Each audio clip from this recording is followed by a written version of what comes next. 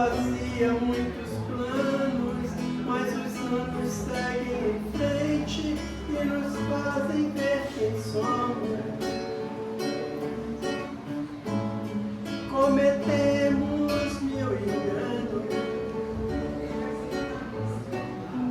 Eu queria ser um leme, mas agia como âncora, retardando meu caminho.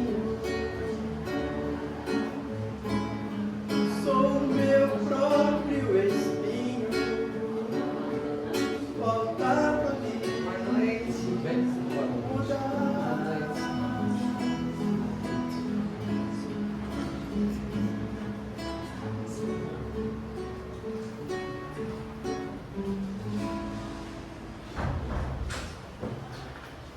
Boa noite. Boa noite. Vamos iniciar aqui a nossa... Hoje nós temos aqui o Robert com a Gênese, que é uma lição bastante difícil, que eu vejo, é um desafio, né? Mas nós vamos iniciar uma leiturazinha. Sinal Verde, de André Luiz, por Chico Xavier. Divergências. Lembre-se de que as outras pessoas são diferentes e, por isso mesmo, guardam maneiras próprias de agir. Esclarecer a base de entendimento fraterno, sim. Polemicar, não. Antagonizar sistematicamente é um processo exato de angariar aversões. Você pode claramente discordar sem ofender, desde que fale apreciando os direitos do opositor. Afaste as palavras agressivas de seu vocabulário. Tanto quanto nos acontece, os outros querem ser eles mesmos da desincumbência do compromisso que assumem. Existem inúmeros meios de auxiliar sem ferir. Geralmente, nunca se discute com estranhos, e sim com as pessoas queridas. Visto isso, valeria a pena atormentar-se aqueles com que nos cabe viver em paz? Aprendamos a ceder em qualquer problema secundário, para sermos fiéis às realidades essenciais. Se alguém diz que a pedra é madeira, é justo, se lhes cabe o modo de crer. Mas se alguém toma a pedra ou a madeira para ferir a outra, é importante argumentar quanto à impropriedade do gesto insano. Muito obrigado. Pedir a Ana Maria fazer a nossa prece inicial, por favor. Boa noite. Vamos fechar nossos olhos. Vamos nos imaginar num jardim. Jesus está sentado nesse jardim e nós estamos com ele ali. Vamos mentalizar tudo aquilo que gostaríamos falar com ele. Pedir, agradecer, o que vocês desejarem, o que vocês precisarem nesse momento. Jesus querido, amigo de todas as horas, nos momentos felizes, nos momentos de dificuldade, queremos aqui, Senhor, na Tua presença, agradecer em primeiro lugar por podermos estar aqui essa noite, para juntos estar contigo, com toda a espiritualidade amiga aqui presente, para que juntos possamos aprender, Senhor, um pouco mais da Sua doutrina. Abençoe o Robert, para que ele possa nos ajudar e assim podemos a cada dia olhar para dentro de nós para descobrirmos aquilo que nos atrapalha, que nos impede de evoluirmos nesse mundo de provas e expiações. Muito obrigada, Jesus. Nos abençoe e que assim seja.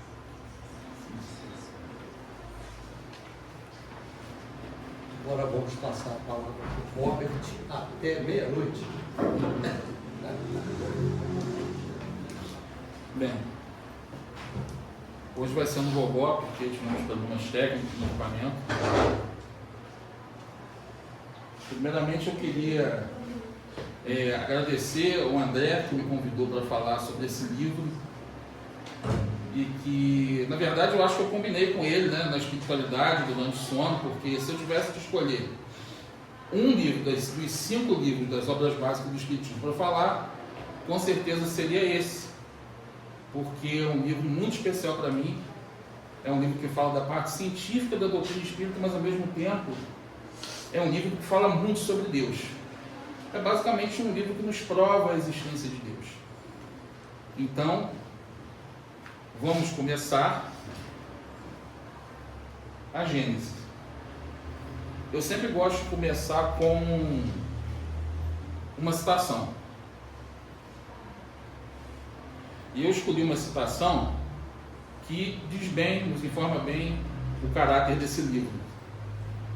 Resume bem tudo aquilo que ele vai nos passar. A existência do relógio atesta a existência do relojoeiro. A engenhosidade do mecanismo atesta a inteligência e o saber de seu fabricante. Quando um relógio vos dá, no momento preciso, a indicação de que necessitais, acaso já vos terá vindo à mente dizer: aí está um relógio bastante inteligente? Dá-se a mesma coisa com o mecanismo do universo. Deus não se mostra, mas se revela pelas suas obras. Isso aqui está no capítulo 2, que trata da existência de Deus. Então, a gente vê Deus através da sua criação. Mas antes de entrar, de fato, no assunto do livro, eu preciso fazer uma introdução sobre a história do Espiritismo para aqueles que não conhecem sobre o que nós estamos falando, sobre os livros que nós estamos falando. Então, eu vou falar um pouquinho de Kardec e o Espiritismo. Como nós sabemos,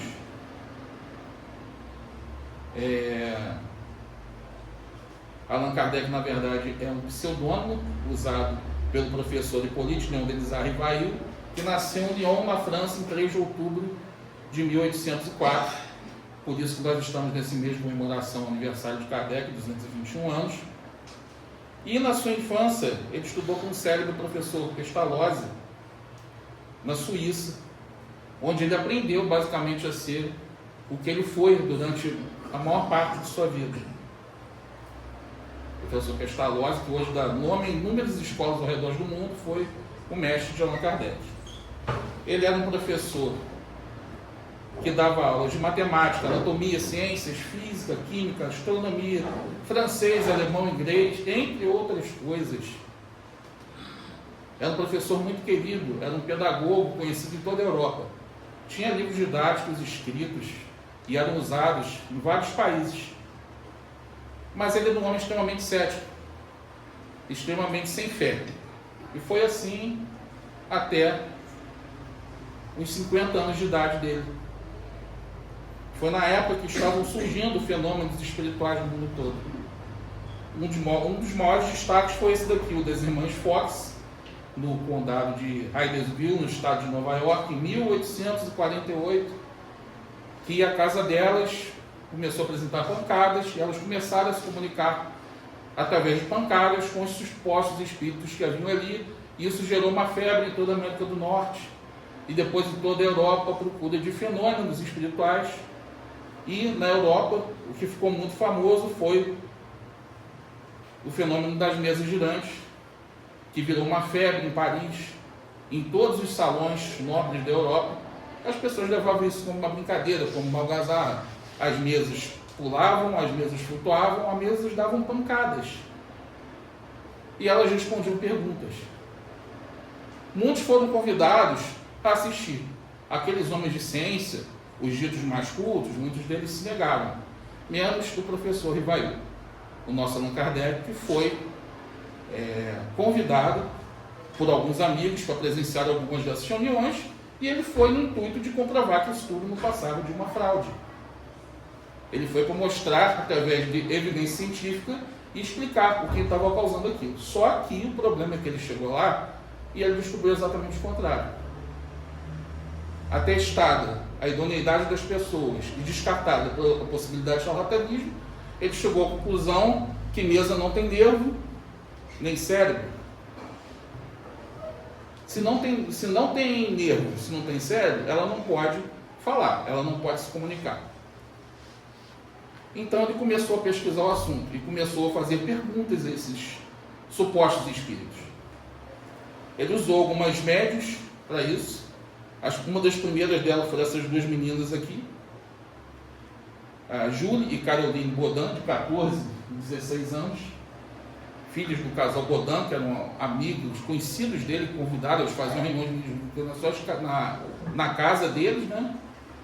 E convidaram Kardec para assistir e interrogar. Na época não era nem psicografia, eles usavam ou uma cesta com um lápis no meio da cesta, ou então uma prancheta com um lápis na ponta, eles colocavam a mão em cima da prancheta ou da cesta, né? E aí aquele lápis começava a se mexer e começava a responder perguntas.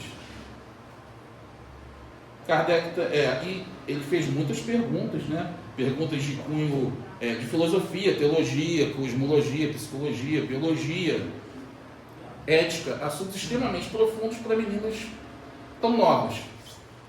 Ele também conheceu a médium Hermance Dufour, que tinha como guia espiritual ninguém menos que São Luís, que acabou se tornando o patrono, o guia espiritual da Sociedade Parisiense de Estudos Espíritas, algum tempo depois disso, né? E através dessas médios e de outras, ele recebeu informações de que ele deveria catalogar aquelas perguntas todas e lançar como se fosse um livro. E foi assim que surgiu o Livro dos Espíritos, que é a primeira obra espírita do mundo, no dia 18 de abril de 1857. Aquele deu o subtítulo de Os Princípios da Doutrina Espírita, e a primeira edição tinha 501 perguntas, a segunda, que nós temos até hoje, de 1860, 1019 perguntas. Na época o espiritismo virou uma febre, se espalhou por diversos países. Na época do lançamento da segunda edição do livro, já haviam federações espíritas em mais de 15 países, na Europa e nas Américas, e isso gerou, assim, como é que eu posso dizer, interesse finalmente da comunidade científica. Nomes como William Crookes, né, o grande físico, o químico, no caso o Arthur Conan Doyle, o grande escritor, várias pessoas se interessaram por essa gama de fenômenos e começaram a estudar isso de maneira científica. O escritor Victor Hugo, famoso pela sua grande obra O Corcunda de Notre Dame, disse que evitar o fenômeno espírita e negar a atenção a que ele tem direito é declarar falência perante a verdade. Então, do Livro dos Espíritos, com 1019 questões, para não ficar muito complexo, Kardec dividiu em 4 partes. A primeira parte, das causas primeiras, falando de Deus e da criação. A segunda, do mundo dos espíritos, falando, obviamente, da vida espiritual, da mediunidade e da comunicação. No terceiro livro ele falou sobre as leis morais, que é o código moral que Jesus Cristo nos trouxe. E no quarto livro, de Esperanças e Consolações, ele trouxe a quarta parte, né, que fala sobre o futuro, sobre as penas e sobre os gozos futuros. Posteriormente, o lançamento do Livro dos Espíritos, ele resolveu dividir isso em 4 livros que complementariam essa obra. O primeiro deles foi o Livro dos Médios, em 1861. O segundo foi o Evangelho segundo o Espiritismo, trazendo todos os ensinamentos morais de Jesus, em 1864. O terceiro, em 1865, foi o Céu e o Inferno. E, finalmente, temos aqui a Gênese, falando sobre o início, as causas primeiras, a criação. Juntos, esses 5 livros formam aquilo que nós chamamos de as 5 obras básicas da codificação, ou o Pentateuco Espírita. Aqui nós temos o conhecimento básico, basilar, inicial, que todo mundo que se diz espírita deveria ler, deveria aprender, deveria estudar, porque o conhecimento básico da doutrina está aqui. Kardec nos trouxe outras obras complementares, como que é o Espiritismo, de 1859, a Revista Espírita, que foi editada durante 12 anos, entre 1858 e 1969, e também obras póstumas, que na verdade foi publicado depois do desencarne dele, em 1890, com textos que ele havia deixado. Há outros livros, esses daqui são alguns dos mais importantes. Tudo isso comporta aquilo que nós chamamos de a codificação espírita. Mas o assunto é aquele livrinho ali que fala sobre o assunto principal, a Gênese. Primeiramente, o que significa a Gênese? Gênese vem do grego, significa nascimento, origem, geração. Gerou a palavra Gênesis em latim, que deu origem ao Gênesis em português.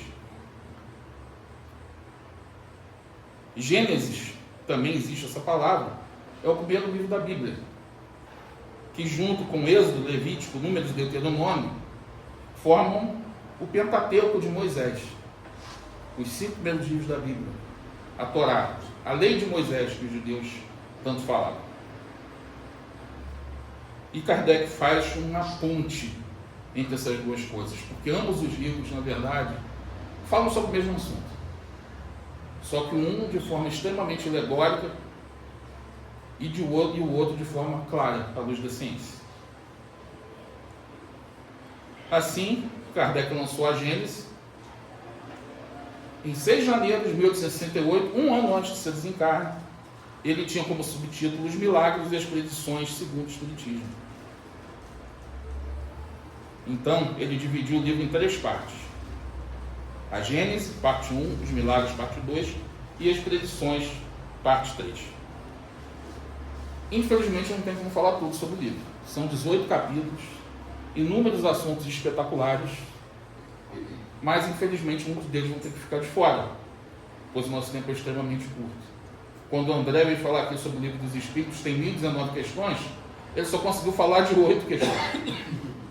Então, infelizmente, eu vou tentar falar um pouco mais do que isso, mas não dá para pegar tudo. Então, eu vou pegar aquilo que eu considero principal. E a primeira coisa é o caráter da revelação espírita.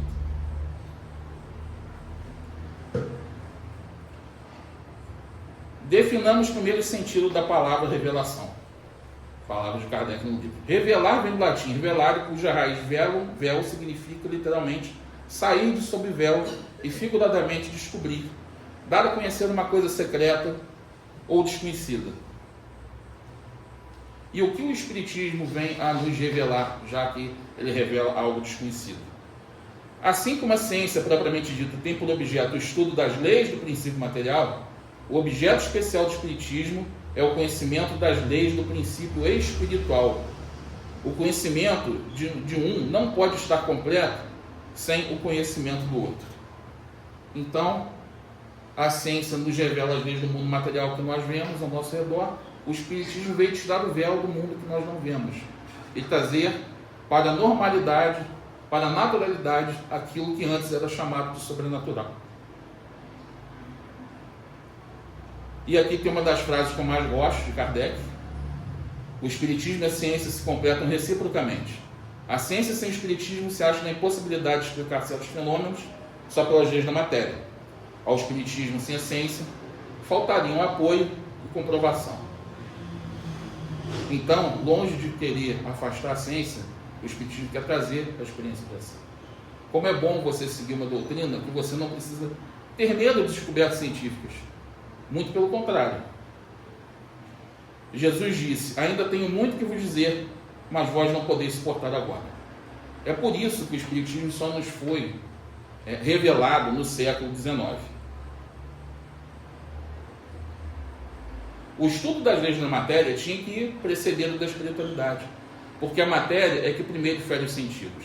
Se o Espiritismo tivesse vindo antes das descobertas científicas, teria malogrado, como tudo quanto surge antes do tempo. Assim como Jesus precisou que antes dele viessem Moisés, viessem Elias, viessem os profetas, o Espiritismo também precisou que antes dele viessem figuras como Sócrates e como Platão, que segundo o próprio Kardec são precursores do Espiritismo, com a sua filosofia, sua base filosófica. Precisou de cientistas como Galileu e Newton, que assentaram bases para explicar tudo aquilo no qual o Espiritismo se baseia, entre muitos outros cientistas, vou deixar aqui, Kepler, Giordano Bruno, né? Tem muita gente boa aí que eu não citei, e principalmente, obviamente, o Cristo, que veio nos trazer a base moral, a base religiosa, que é aquele nosso guia, e veio servir também como guia e modelo de conduta. Assim, nós temos os 3 pilares da doutrina espírita: a ciência, a filosofia e a religião, que muitos insistem em achar que não se cruzam. Que pena que eles têm a vista tão estreita assim. Mas essas 3 coisas juntas vão significar, vão nos trazer o grande avanço da humanidade nos próximos anos.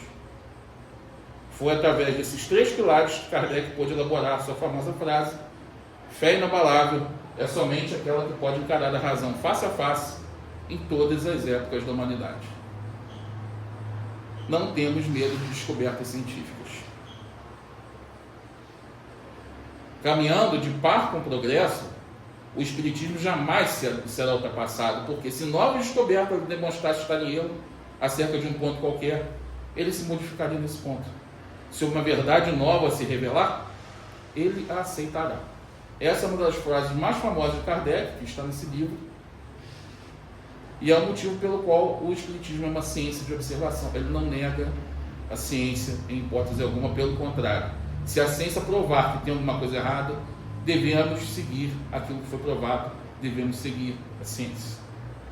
Só que não é isso que tem acontecido.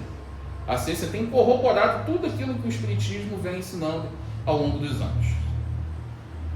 Por exemplo, o Dr. Ian Stevenson, da Universidade de Virgínia, nos Estados Unidos, que catalogou e comprovou 2.500 casos de reencarnação de crianças que lembravam de suas vidas passadas. Ele já nos deixou, mas o trabalho dele na universidade continua, através do seu colega Jim Tucker, que até hoje comanda essa divisão na Universidade de Virgínia, que estuda diversas outras coisas, como experiências de quase mortes, ressuscitação e outras coisas mais. Temos aqui no Brasil, pertinho da gente, na Universidade Federal de Juiz de Fora, o NUPES, Núcleo de Pesquisas em Espiritualidade e Saúde, né, do Alexander Moreira Almeida, que recentemente até teve matéria sobre ele no Jornal Nacional, na Folha de São Paulo, trazendo novidades científicas sobre mediunidade. É um grupo de pesquisa de saúde e mediunidade, ele é médico também, e ele faz parte, isso daí é um programa de pós-graduação da Universidade Federal de Juiz de Fora. Eles dão palestras, eles fazem estudos, eles frequentam universidades no mundo todo. E eu poderia citar aqui inúmeras faculdades. Eu vi universidade na Austrália, na Alemanha, na Inglaterra, uma série de estudos sobre experiência de quase morte, reencarnação e muitas outras coisas que já estão comprovadas, só que infelizmente tem aquela parte dos cientistas que não querem ver, eles veem tudo assim, ó. Então eles não querem enxergar. Vai chegar uma hora que não vai ter jeito. Mas a ciência cada vez mais tem demonstrado que a consciência, que nós chamamos de espírito, sobrevive ao corpo. E um dos casos mais impressionantes é justamente do Dr. D.S. Andrade Jr., que junto com uma série de médicos da Associação Médica Espírita Brasileira Internacional, assinou um artigo no periódico científico Neuroendocrinology Letters, mostrando um estudo sobre as obras de André Luiz, através da mediunidade de Chico Xavier, onde André Luiz faz uma série de antecipações científicas. Como, por exemplo, ele dizia, quando não se sabia nada sobre a glândula pineal, ele dizia que a glândula pineal secretava o hormônio que controlava o sono.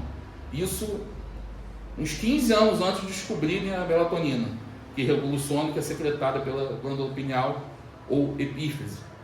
A descoberta que médicos israelenses fizeram no ano passado, de que o óvulo faz uma ligação com o espermatozoide, escolhe o espermatozoide que vai fecundar. Descobri isso ano passado, André Luiz falava isso 80 anos atrás, que existe uma ligação psíquica entre o óvulo e o espermatozoide por ocasião do procedimento de reencarnação. Foi comprovado pela ciência recentemente. Então, é muita coisa. Outras coisas que ele disse ainda estão para ser comprovadas e com certeza serão, porque não teve nada, absolutamente nada, que André Luiz disse que fosse descartado pela ciência. Teve até artigo na internet dizendo que foi, mas não é verdade. Mas, infelizmente, não dá para citar todos esses casos. Então, vamos falar sobre aquele assunto que eu mais gosto do livro, que é sobre a existência de Deus. Afinal, se Deus é o Criador, por que Deus existe? O que é Deus? Como Kardec, o que é Deus? O que ele pergunta na questão número 1 de O Livro dos Espíritos. Se a doutrina espírita é ciência, como ela pode acreditar em Deus? Como ela pode afirmar categoricamente que Deus existe? Porque eu não acredito em Deus. Eu não acredito. Eu sei que Deus existe. Para mim, falar se acredita em Deus é a mesma coisa se alguém me perguntar a terra, se eu acredito que a Terra é esférica. Eu não acredito que a Terra é esférica. Eu sei que a Terra é esférica. Da mesma forma, eu sei que Deus existe. Por quê? Vamos lá. Todo efeito inteligente tem que resultar de uma causa inteligente. Se, por exemplo, alguém perguntar qual construtor de certo mecanismo engenhoso, o que pensaríamos de quem respondesse que ele fez a si mesmo? Ou seja, uma cadeira pode se fazer, uma mesa pode se fazer, um carro pode se fazer sozinho? Não. Vejamos isso aqui. Essa daqui é uma obra do pintor Tiziano chamado O Homem com a Luva, do século XVI. O nível de detalhes impressiona para ela. Temos também a famosa Mona Lisa, de Leonardo da Vinci. Ou então esse quadro fantástico de Rembrandt, a lição de anatomia do Dr. Puck, onde ele consegue pintar até mesmo os tendões do cadáver que está sendo dissecado. É brilhante. O que eu quero dizer com isso? Através dessas obras, nós conseguimos ver a grandiosidade do Criador. Dizer que o universo fez a si mesmo do nada é a mesma coisa de dizer que um quadro como esse fez a si mesmo. O universo, com suas leis perfeitas, magníficas, harmônicas, surgiu do nada? Ah, é crença? Não. Desculpe. Não há efeito sem causa. Se há, alguém me mostra aqui um efeito que não tenha causa anterior. Ah, mas aí 500 ateus e materialistas, não há efeito sem causa? Qual é a causa de Deus então? Se Deus criou o universo, qual é a causa de Deus? Não é isso que eles falam? Qual é a causa de Deus? O que havia antes de Deus? Gente, cientificamente, essa pergunta não faz o menor sentido. Cientificamente. Por quê? Porque Einstein nos mostrou, né, na verdade, nos comprovou que o tempo é relativo. A passagem do tempo muda conforme a velocidade do campo gravitacional e que o observador está. É difícil de entender isso, eu sei. Vamos tomar um exemplo. Imaginem uma cama totalmente elástica aqui agora. Imaginem que eu coloquei bolinhas de ping-pong sobre essa cama elástica. Que efeito vai ter? Nada. Porque a bolinha de ping-pong é muito leve, ela não tem massa. Ela é insignificante perto da cama elástica. Mas e se eu colocar uma pesada bola de chumbo? A cama elástica vai afundar. Imagine que isso daqui é uma cama elástica. Imagine que aquela estrela ali é uma bola de chumbo deformando o tecido do espaço-tempo. Imaginem que duas pessoas andando aqui nessa cama elástica, uma andando pela ponta, ela vai fazer um caminho reto. A outra, andando mais ao centro, ela vai ter que cair naquele buraco, vai ter que andar por onde o tecido foi esgarçado, foi aumentado e vai ter que sair. Se essas duas pessoas estiverem andando na mesma velocidade, a que veio pela ponta vai chegar primeiro. É o mesmo espaço, mas uma vai chegar antes da outra. O tempo para aquela ali que estava no meio, passou de maneira diferente do que para essa. Assim é o espaço-tempo onde nós estamos. Espaço e tempo. Robert, não tem como duvidar que Deus existe, porque a natureza mostra todo instante. Sim, é justamente nesse ponto. A natureza que prova a existência. É justamente nesse ponto que eu estou querendo chegar. Deus só sabe uma coisa que me incomoda? Quando uma pessoa tem a coragem, cara de pau, de dizer que não acredita em Deus. Não, a gente respeita a crença. Ela mostra quem faz A gente isso. respeita a crença. Eu só estou falando de um ponto de vista científico, porque geralmente as pessoas gostam de falar muito de ciência, que não faz sentido, que não tem lógica. Mas a verdade é que o tempo é relativo. A verdade é que o espaço e tempo, eles não existem separados. Eles são uma coisa só. Essa cama elástica é o tecido do espaço-tempo. Quando nós temos um objeto supermassivo, ele deforma o espaço-tempo. Se ele deforma o espaço-tempo, ele deforma o tempo. E o tempo passa diferente para quem está mais perto ou mais longe daquela deformação. Isso não é teoria. Isso é fato científico comprovado e que nós vemos todos os dias. Por exemplo, os satélites de GPS. Todos os dias eles precisam ter os seus relógios sincronizados.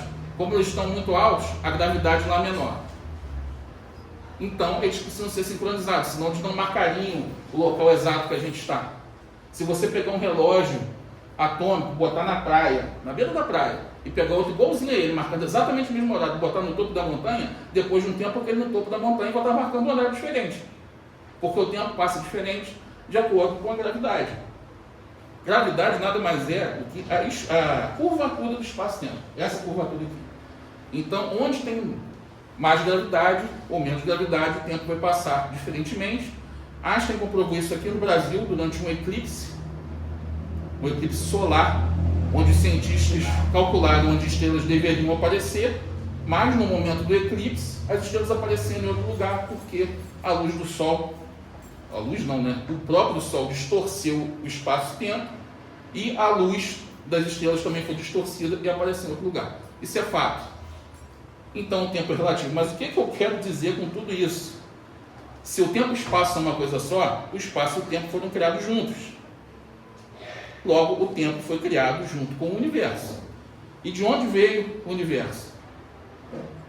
Do Big Bang, dizem os cientistas. E o que foi o Big Bang?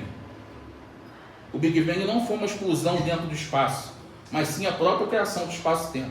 Tem gente que acha que o Big Bang tinha tudo lá no espaço, não tinha nada e de repente explodiu.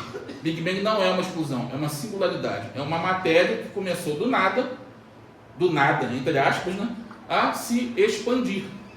E nisso que ela se expande, ela criou o espaço e o tempo. É como se você inflasse uma bexiga. Aquele espaço dentro da bexiga vai surgindo.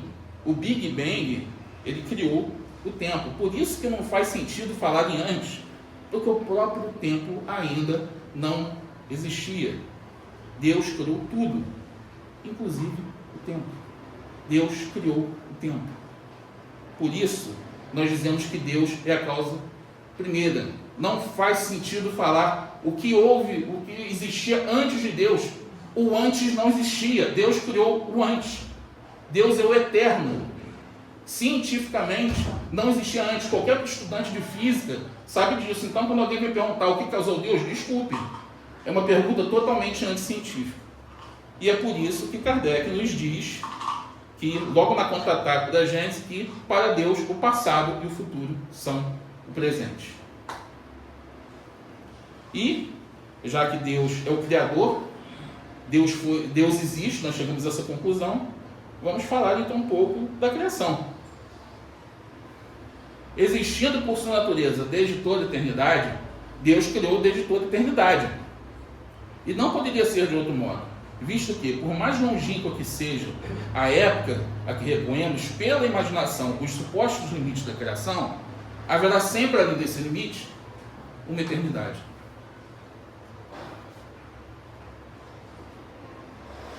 Só que quem disse isso foi esse cara aqui, Galileu Galilei, não foi Kardec.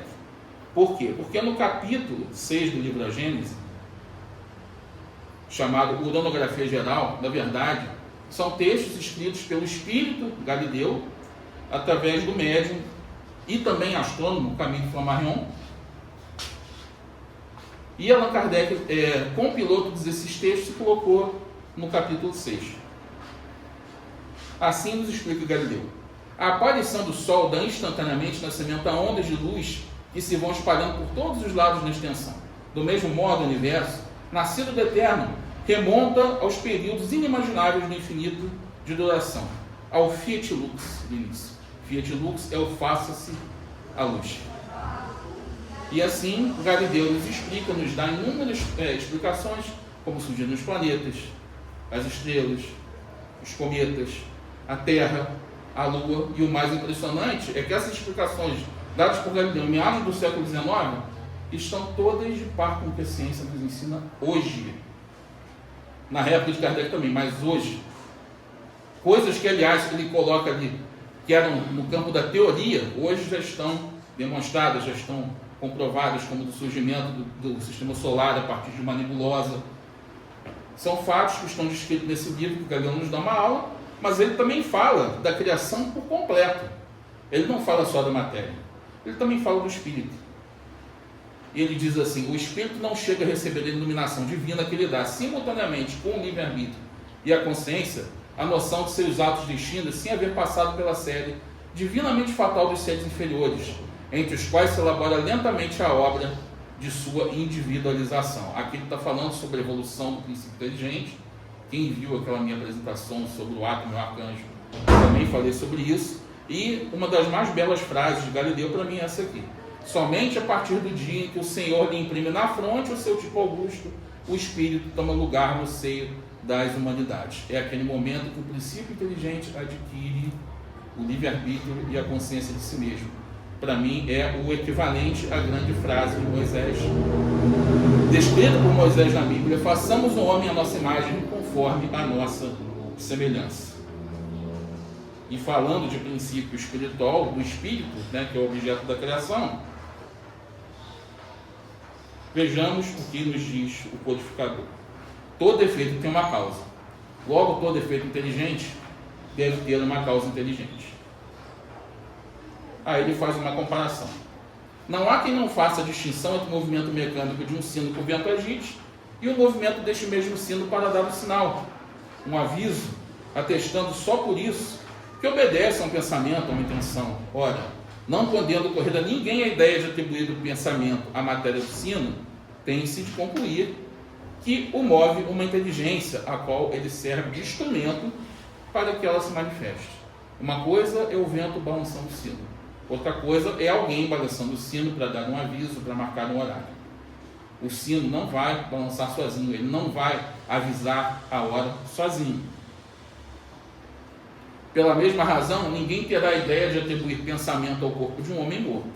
Se quando vivo o homem pensa, é que há nele alguma coisa que não existe quando está morto. A diferença que há entre ele e o sino é que a inteligência que faz com que este se mova está fora dele, ao passo que está no homem a que o faz atuar. Quem faz o sino se mover está fora do sino, mas quem faz o homem se mover, que é o espírito, está dentro dele.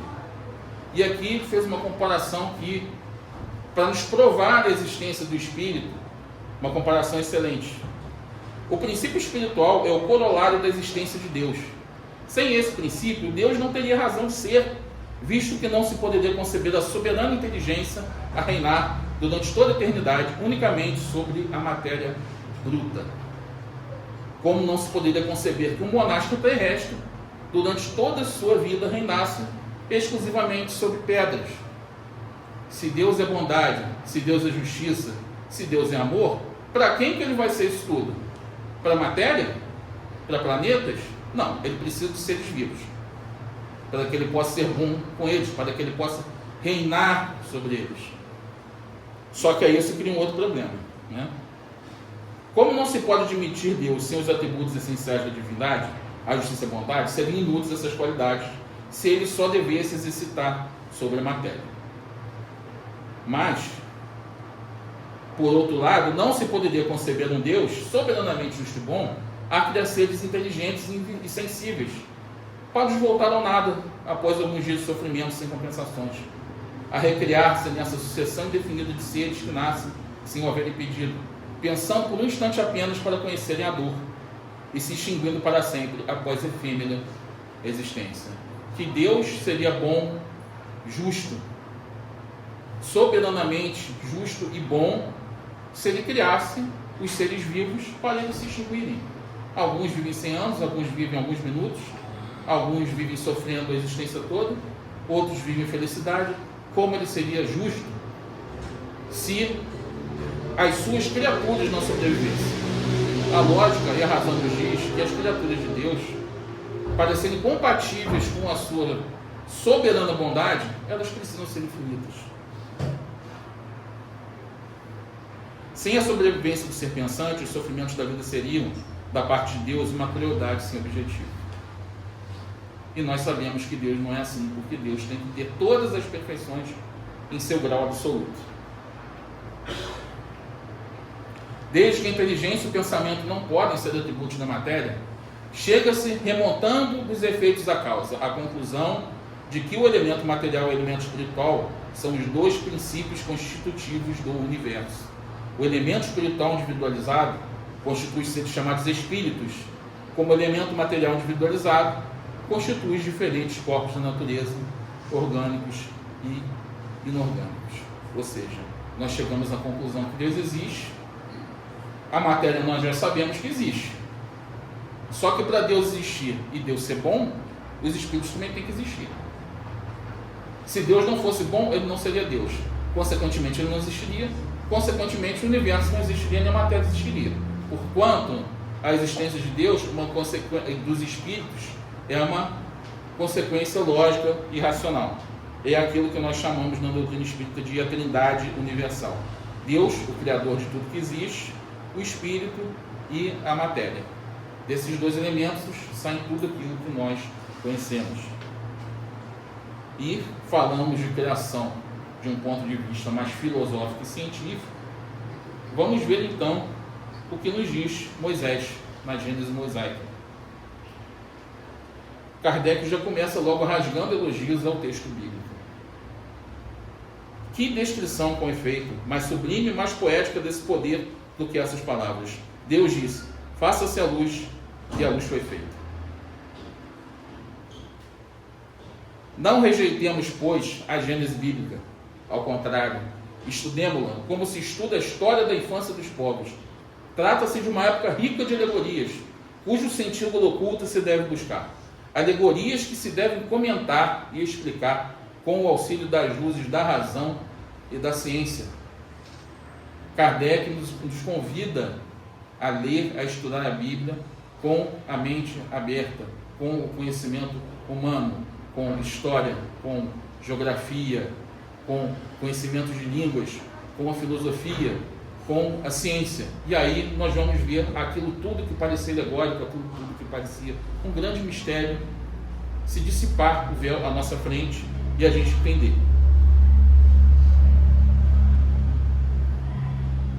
Analisar os 6 dias da criação à luz da ciência e da filosofia, né, é uma das primeiras coisas que ele fez. A palavra Yom, em hebraico, que foi traduzida como dia, ela significa, na realidade, um período de tempo determinado, de forma que os 6 dias da criação são iguais a 6 períodos, 6 divisões de tempo. Isso é uma coisa que já se sabe há muito tempo. Muitas pessoas falam sobre isso, fazem uma alusão a esses períodos dos 6 dias, 6 fases da criação do planeta Terra. E assim, sobre isso comenta Kardec. A concordância mais notável é a sucessão dos seres orgânicos, que é quase a mesma, e no aparecimento do homem, por último.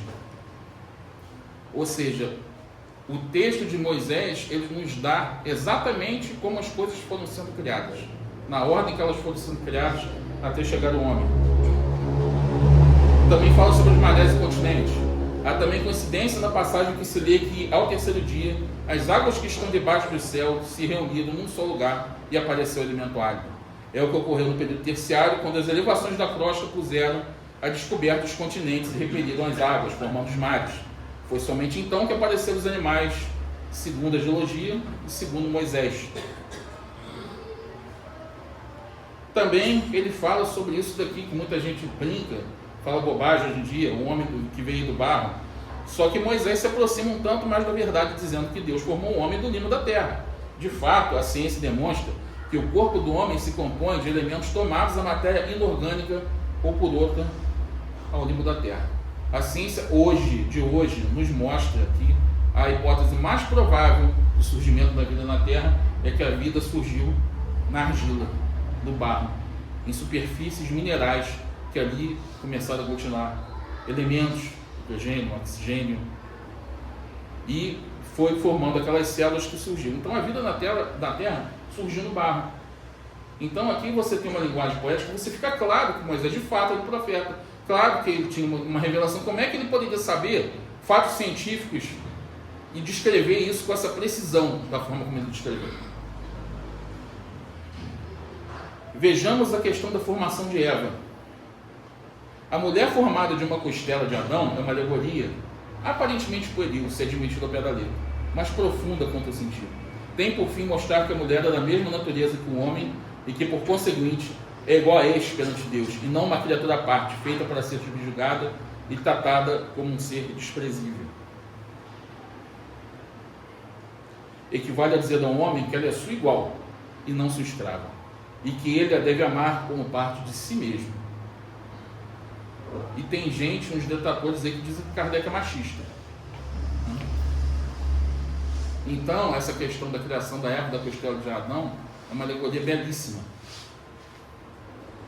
A questão do paraíso perdido, muitos de nós espíritas já sabemos disso. Moisés aqui falava de um dos períodos de transição planetária que a Terra passou, principalmente na questão dos exilados de Capela, que, como todos sabem, um grupo de espíritos de um planeta nesse sistema estelar foi exilado na Terra porque eles não estavam de acordo com a evolução espiritual da imensa maioria dos habitantes do planeta e estava atrapalhando.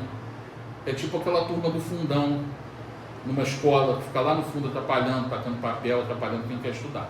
Esse pessoal veio para cá. Perderam o paraíso deles. Adão é a personificação da humanidade. A palavra Damar, que tem na Bíblia do hebraico, significa humanidade. Sua falta individualiza a fraqueza do homem, em quem predominam os instintos materiais a que ele não sabe resistir.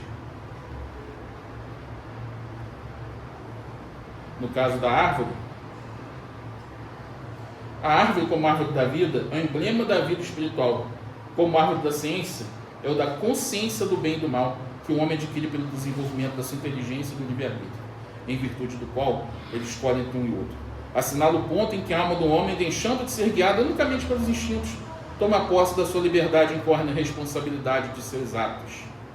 A árvore do conhecimento do bem e do mal, o conhecimento intelectual, vem antes para que a gente possa compreender a diferença entre o bem e o mal e desenvolver a moral. Só que tem gente que pega o conhecimento intelectual e usa para os prazeres mundanos, usa só para si, usa para o mal. Essa é a figura de linguagem aqui. E o fruto proibido?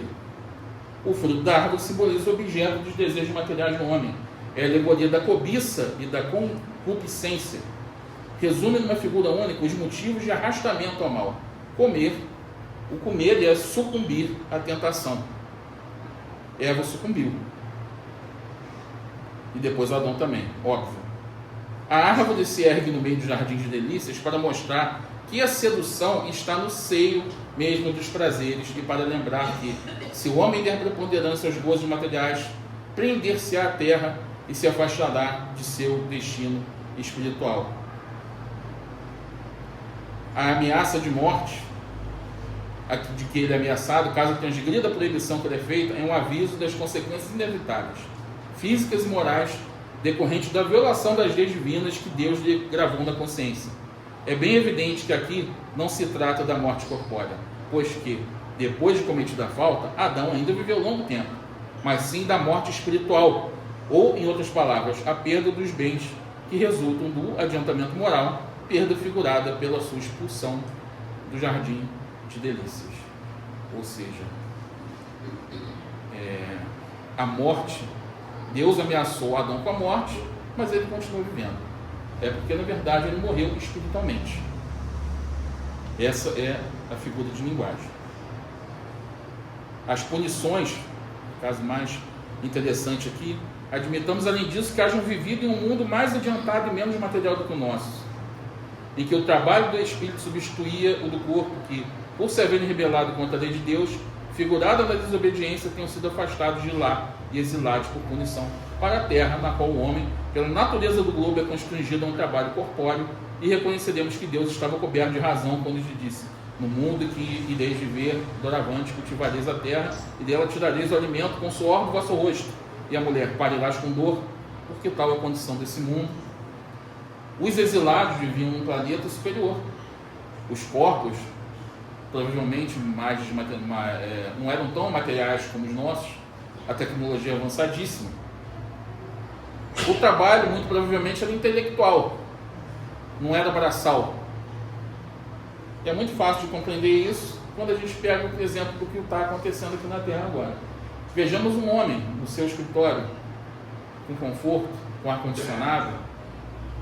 Se ele quiser comer, basta ele pedir a comida que ela vai chegar. Agora imagine se na próxima encarnação ele for parar aqui.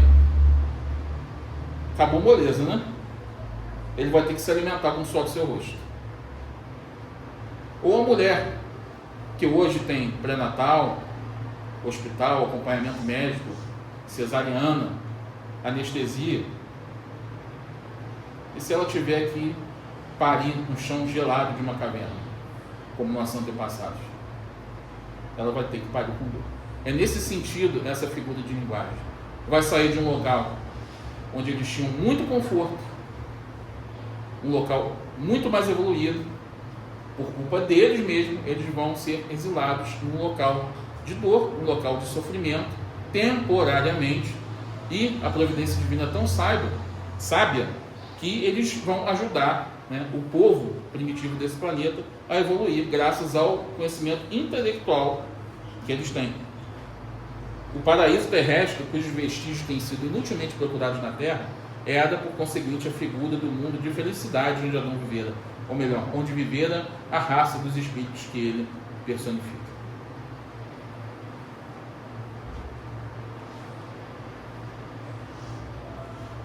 A expulsão do paraíso. A expulsão do paraíso marca, como eu estava dizendo, o momento em que esses espíritos vieram encarnar entre os habitantes do nosso planeta. E a mudança de situação foi a consequência da expulsão. Esses espíritos chegaram cerca de 40 mil anos na Terra e formaram 4 grandes povos. Isso daqui já é Emmanuel que nos diz, mas eu estou falando só para contextualizar, né? No caso, os hebreus, os egípcios, os hindus e os arianos, que ajudaram a tirar a civilização humana daquele estado de bestialidade para um estágio mais evoluído. O anjo armado, como a espada flamejante, é defendida a entrada do paraíso, simboliza a impossibilidade em que se acham os espíritos dos mundos inferiores de penetrar nos mundos superiores antes que o mereçam pela sua depuração. É óbvio, o espírito inferior não vai conseguir entrar no mundo superior antes de se depurar. Então eu vou passar para a parte dos milagres.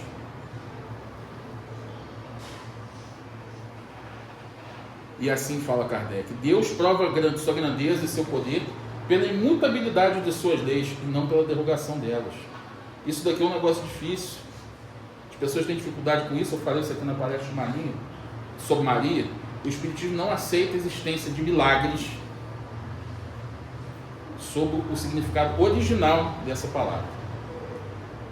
Então ele pergunta: Deus faz milagres? Quantos milagres propriamente ditos, Deus sem dúvida pode fazê-los, visto que nada lhe é impossível. Mas será que os faz? Ou, em outras palavras, derroga as leis que ele mesmo estabeleceu? Se Deus é perfeito, as suas leis são perfeitas. Se elas são perfeitas, elas são eternas e imutáveis, logo elas não podem ser derrogadas. É nesse sentido que se afirma que milagre não existe. O que nós chamamos de milagre, na verdade, tem uma explicação por trás, científica, só que nós ainda não conhecemos. A origem da palavra milagre vem do latim miraculum, que originalmente significava admirável, maravilhoso, espantoso, surpreendente. Dizia-se isso de um casal de gêmeos, de um eclipse, de uma árvore bonita, de qualquer coisa. Mas, com o passar do tempo, a palavra milagre ganhou outro significado, de evento sobrenatural. Obra divina, quebra de leis naturais. Então nos diz Kardec: na sua acepção etimológica, a palavra milagre significa prodígio, maravilha, coisa extraordinária.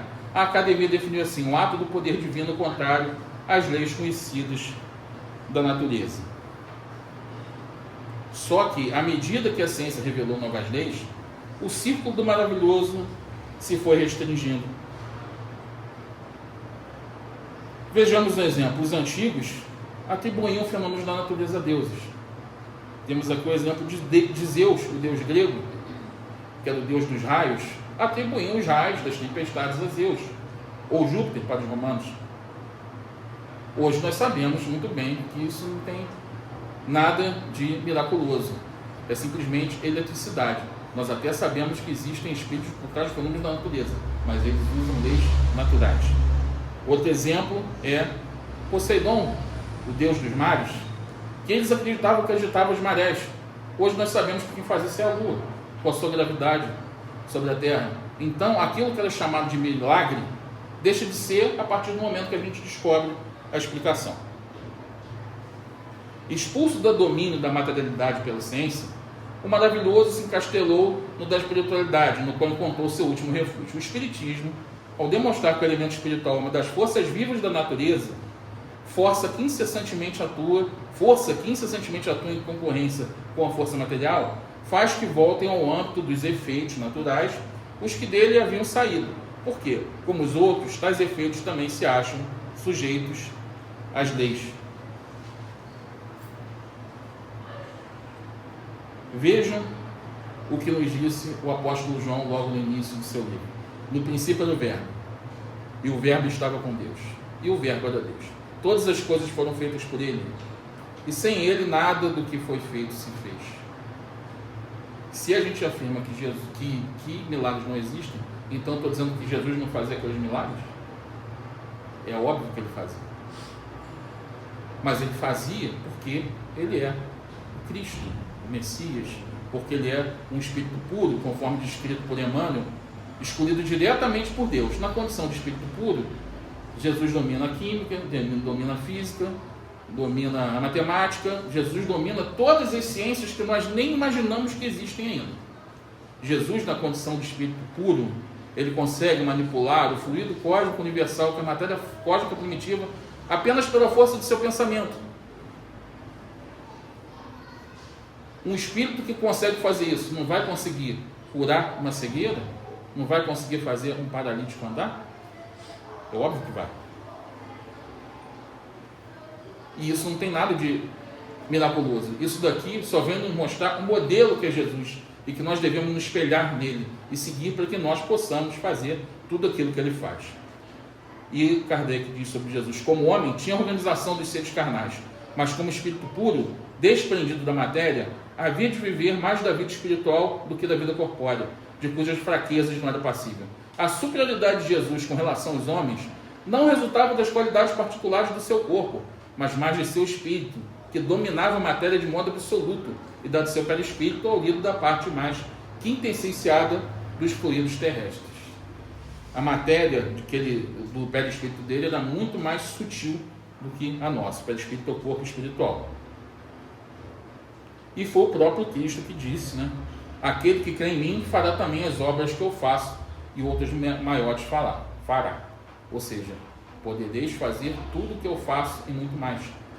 Só que para isso a gente tem que seguir a palavra dele, como ele diz aqui no restante depois dessa palavra. A gente tem que seguir a palavra, ou seja, seguir os ensinamentos morais para sermos como ele, em espírito e em verdade.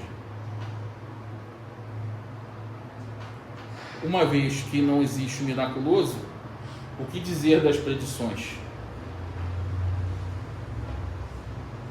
Aqui Kardec nos apresenta uma figura de linguagem do homem da montanha. O homem colocado no alto de uma montanha observa toda a planície à sua volta. De onde está, pode ver a estrada desde o início até o fim, com todos os acidentes do terreno.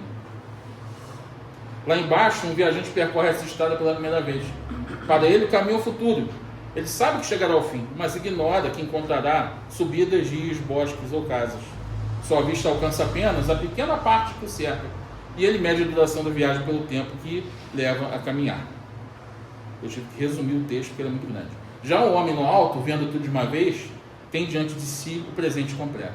Se descer e disser ao viajante que este encontrará, parecerá que prediz o futuro, mas na verdade fala do que já vê, pois o futuro para o viajante é o presente para ele. É como nessa imagem, o homem no alto da montanha, ele consegue ver todo o caminho. Se tiver um perigo ali, uma ponte quebrada, alguma coisa, o homem da montanha vai ver. O viajante não. Essa estrada aqui significa o mundo material. O homem lá em cima, ele está fora daqui. Ou seja, a estrada é o espaço-tempo que eu estava explicando anteriormente.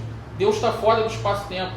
Espíritos puros conseguem projetar a sua consciência fora do espaço-tempo. Então eles conseguem ver o presente, o passado e o futuro como um todo. Não há nada de miraculoso nisso. Tem um livro do Camille Flammarion, Narrações do Infinito, em que ele entrevista um espírito, que ele visita um dos mundos de Capela, e os habitantes de lá conseguem ver o passado da Terra, o presente, conseguem ver o que quiserem.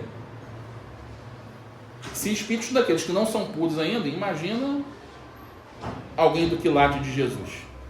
Os espíritos materializados, como o homem da montanha, são como o homem da montanha. O espaço e a duração não existem para eles, mas a extensão e a penetração da vista são proporcionais à depuração deles e à evolução que alcançaram na hierarquia espiritual.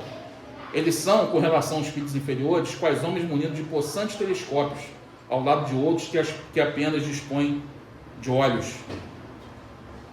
Espíritos não enxergam com os olhos carnais. A visão é uma faculdade do espírito. Já nós somos como esses homens aí. A visão é circunscrita, não porque eles dificilmente podem se afastar do globo, que se acham presos, mas como também a grosseria da matéria que a gente veste, tanto do perispírito como do corpo físico, lhes vela coisas distantes, do mesmo modo que um nevoeiro os oculta aos olhos do corpo. Só que tem esse caso aqui também. De vez em quando Deus levanta a ponta do véu. Em alguns casos, o homem deve concorrer para o progresso geral.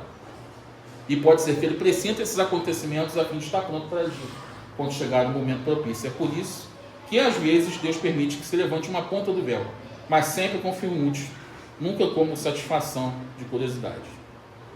Tem também esse caso aqui, né, do espírito que sai ao corpo durante a noite, como todos nós fazemos, e de vez ou outra ele pode guardar uma lembrança desse acontecimento, dependendo também do grau de evolução dele, dependendo da necessidade. A gente pode lembrar nitidamente ou ouvir com uma intuição. É daí que muitas pessoas normais, comuns no nosso dia a dia, muitas vezes têm visões de coisas que estão acontecendo. Eles conseguem pressentir coisas que vão acontecer. É exemplo daquele rapaz dos Mamonas Assassinas que viu o avião caindo um dia antes do avião cair.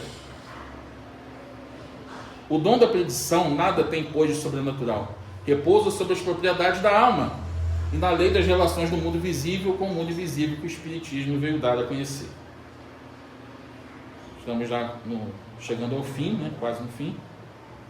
E para falar do fim, eu tenho que falar do juízo final, que é esse momento aqui.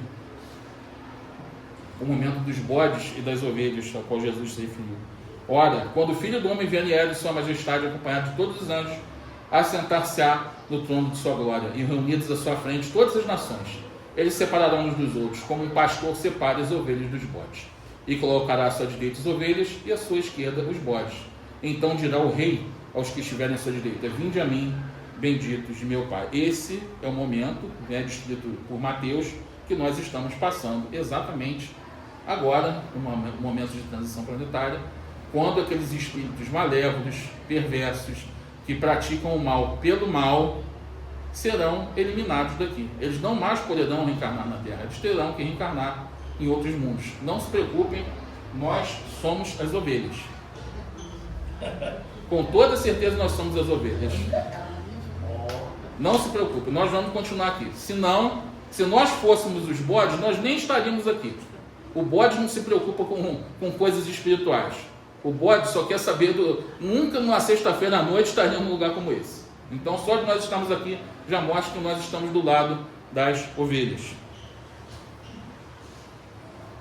E este evangelho do reino será pregado em toda a terra, para servir de testemunho a todas as nações. É então que o fim chegará. Mas que fim é esse? As pessoas interpretam como o fim do mundo. Jesus volta, o mundo vai acabar.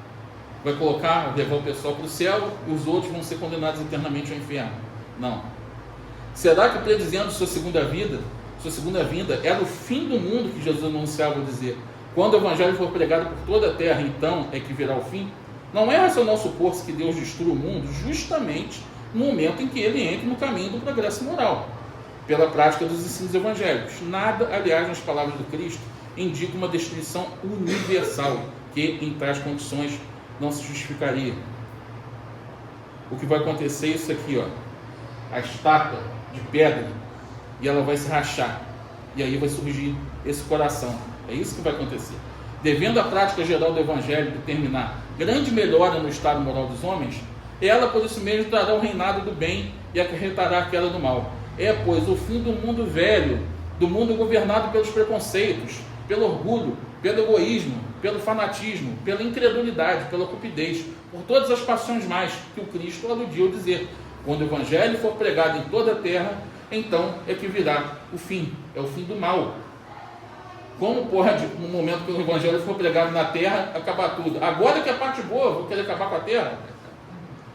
Mas para chegar nesse fim ocasionalmente, é uma luta. E é dessa luta que sobreviverão os males por ele previstos.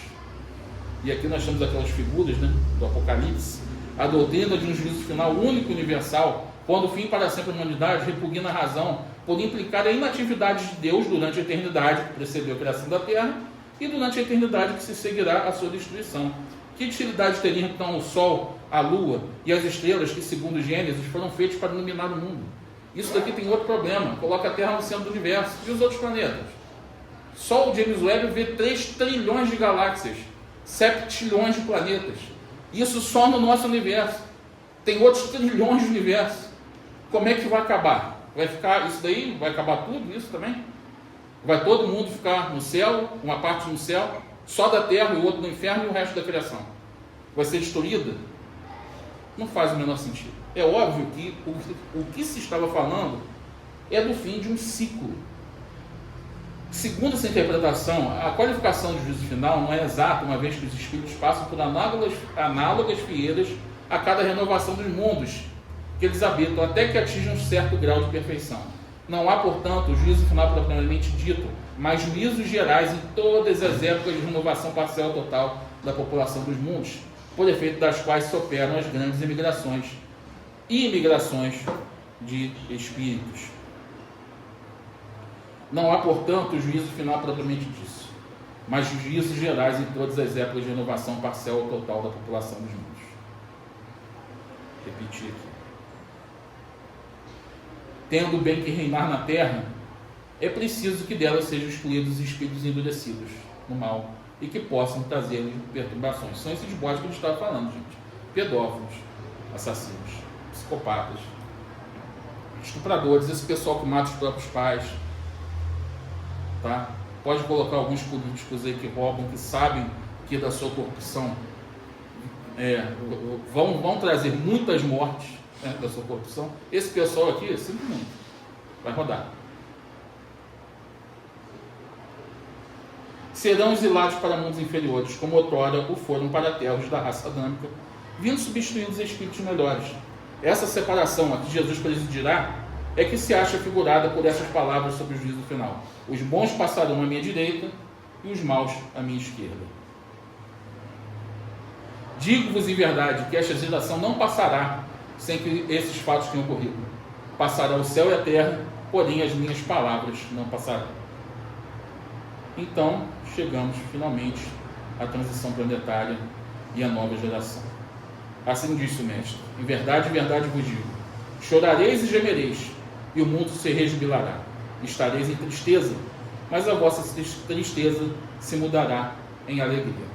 Aqui ele fala de todos esses momentos atordoados que nós estamos passando e que após essa tempestade virá a bonança, no caso o mundo de regeneração.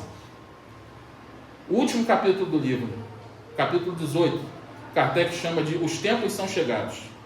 Até aqui a humanidade tem realizado incontestáveis progressos.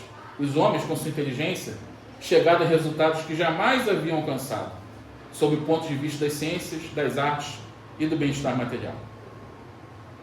Resta-lhes ainda um imenso progresso a realizar: fazerem que reine entre si a caridade, a fraternidade, a solidariedade, que lhes assegurem o bem-estar moral. No dizer dos Espíritos, a Terra não deverá transformar-se por meio de um cataclismo que aniquile de tudo súbita imaginação, porque tem gente que acha que virão maremotos, tsunamis, terremotos que vão aniquilar com a população. Não, vai ser tudo natural, vai ser tudo gradual. A nova geração já está vindo. A geração atual desaparecerá gradualmente e a nova lhe sucederá do mesmo modo, sem que haja mudança alguma na ordem natural das coisas. Tudo, pois, se processará exteriormente, como de costume, mas com uma única capital diferença. Uma parte dos espíritos que encarnavam na Terra não mais aí tornarão a encarnar. Aquele político, aquele assassino, aquele bandido, não vão mais reencarnar na Terra. Só vai reencarnar na Terra quem é bom. A cada criança que nascer, em vez de um espírito atrasado inclinado ao mal, que antes dela encarnaria, virá um espírito mais adiantado e propenso ao bem. Nós podemos notar que as crianças de hoje, que estão nascendo ultimamente, elas são diferentes, elas são muito mais inteligentes, elas têm muito mais conhecimentos, elas entendem de instrumentos musicais, elas aprendem idiomas com facilidade e elas demonstram muito mais fraternidade, muito mais bondade do que crianças de gerações passadas. São esses espíritos chegando, espíritos missionários, espíritos de mundos superiores que vieram para cá para nos ajudar na nossa evolução.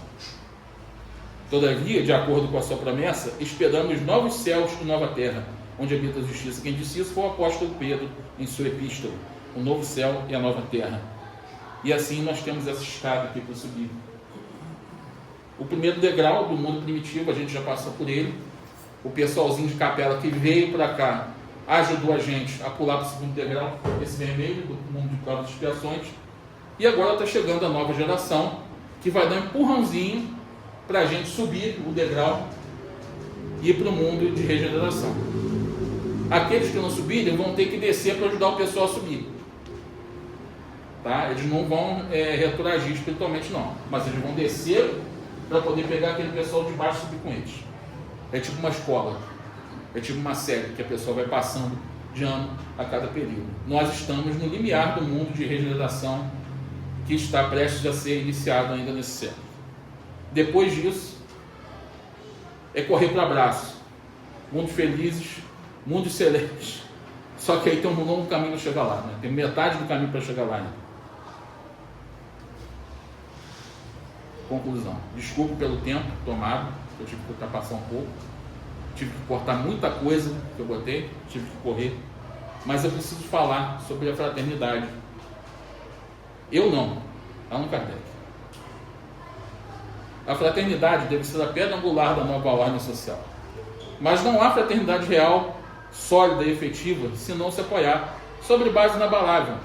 Essa base é a fé. Não a fé em tais ou quais dogmas particulares que mudam com os tempos e os povos e que mutuamente se apedrejam, visto que, animatizando-se uns aos outros, alimentam o antagonismo. Mas a fé nos princípios fundamentais que todos devem aceitar: Deus, a alma, o futuro, o progresso individual indefinido, a perpetuidade das relações entre os seres. Quando todos os homens estiverem convencidos de que Deus é o mesmo para todos e que esse Deus, soberanamente justo e bom, nada pode querer de injusto, que o mal vem dos homens e não dele, todos se considerarão filhos do mesmo Pai e se estenderão as mãos uns aos outros. Isso é a fraternidade universal, quando não teremos mais barreiras de guerras, barreiras de povos, barreiras de religião. Assim, Kardec termina a mensagem deles, e essa é a mensagem que eu queria passar para vocês. Desculpe mais uma vez, muito obrigado.